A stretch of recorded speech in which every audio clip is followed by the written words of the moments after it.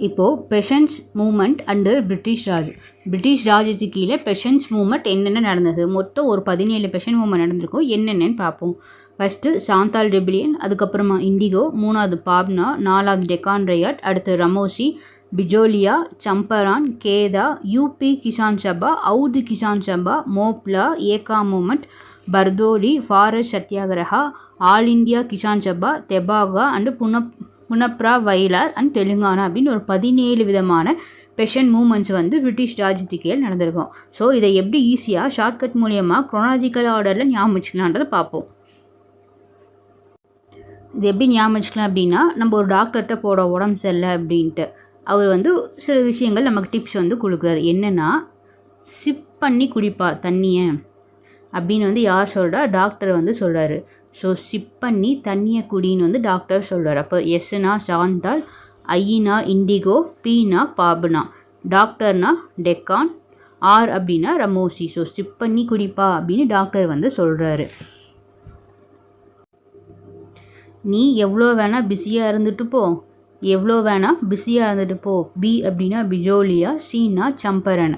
நான் சொல்கிறத கொஞ்சமாவது கேளு. நான் யாருக்காக சொல்கிறேன், உனக்காக தானே சொல்கிறேன். நான் யாருக்காக சொல்கிறேன், உனக்காக தானே சொல்கிறேன்.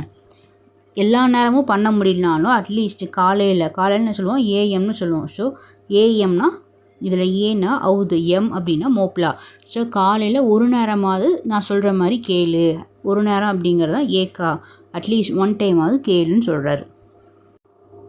அடுத்து எங்கிட்ட பிஎஃப்ஒய், அதாவது பிஎஃப்ஏ, நம்ம பிஎஃப்ஓன்னு சொல்லுவோம், பார்டர் ஃபோர்ஸ் ஆர்கனைசேஷன். இப்போ வந்து நம்ம பிஎஃப்ஏன்னு அதை மாற்றிக்கலாம்.